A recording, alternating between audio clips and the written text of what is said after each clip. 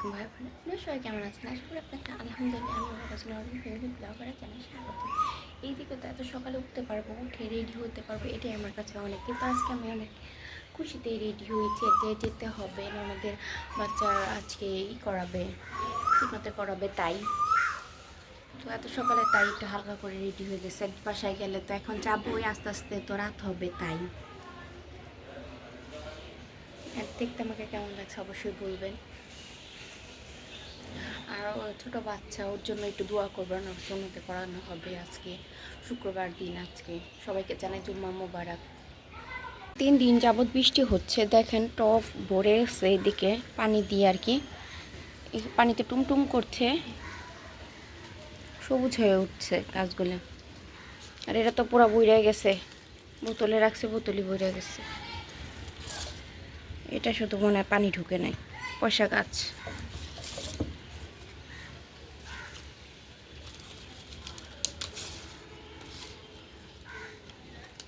এ দুটার মধ্যে পানি ঢোকে না, এ দুটার মধ্যে পানি দিয়ে দিতে হইব, বৃষ্টির পানি দিতে হইব।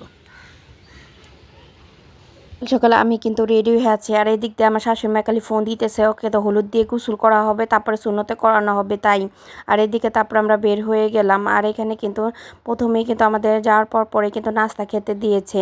আর এইখানে ছিল পরোটা, আর তার সাথে ডিম পোচ, আর সাথে ডাল কলিজা দিয়ে রান্না করা, আর তার সাথেও কিন্তু পাউরুটি ছিল, জেলি ছিল, কলা ছিল, চা ছিল। কিন্তু আমি ওইসব কিছুই খাইনি। এত সকালবেলা আমার নাস্তা করতে ভালো লাগতেছিল না, সবাই করতেছিল, তাই এত তাড়াতাড়ি নাস্তাটা করা হয়েছিল ওই দিন থেকে। কিন্তু কয়েকদিন ননদের বাসা থেকে অনেকগুলি ব্লগ করা হবে আশা করি। আর আজকে থেকে প্রায় 1 সপ্তাহের মতোই কিন্তু এই বাসায় আসা হবে, কারণ ননদের ছেলে সুন্নতে করানো হবে, আর ফরজ কাজটা খুব দ্রুতই করানো দরকার।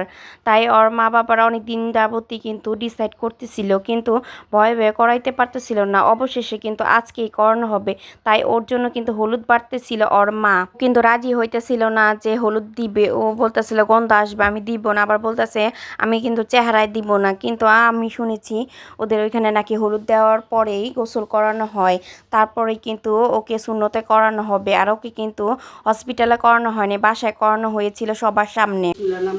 একটু দোয়া করে দেন, দেন একটু হলুদ, একটু সেই ধরেন, হ্যাঁ মিশা হবাই মিশো দাদুর কাছে দাও করে দেন। একটু একটু না দিলে হয়। সাবান আনাগে ফারিয়া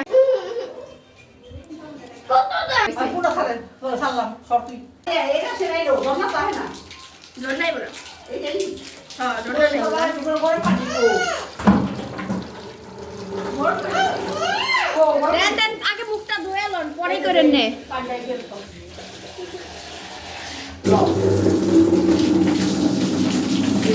ও কিন্তু গোসল করার পরে ওর দেখেন চেহারাটা কেমন শুকিয়ে শুকিয়ে আসছে, মনে হয় ভয় পাচ্ছিল। তো করানোর জন্য মাটির পাতিলা লাগবে নতুন, আর তার সাথে নাকি পানি লাগবে। এই যে এখানে দেখেন সবাই আছে। আর এদিকে তো ওর মা অনেক বেশি ভয় পাচ্ছিল, সামনে আসতে পারতেছিল না, তাই অনেক দূর থেকে কিন্তু অনেক কান্না করতেছিল। আমি পিছনে ছিলাম বলে কিন্তু দেখতেই পারিনি। এই যে ওর মামা কিন্তু ওকে নিয়ে বসে আছে। আর এক বাসায় কিন্তু জনকে সুন্নতে করানো হয়েছে, আবিরকে করানো হয়েছে, আর ফারহানকে করানো হয়েছে। এই যে এখন কিন্তু সবাই সালামি দিচ্ছিল তাদেরকে, আর কি মুসলমানি করিয়েছে। তো ভিডিওটা এই পর্যন্তই, ভালো লাগলে সাবস্ক্রাইব করবেন। আল্লাহ হাফেজ।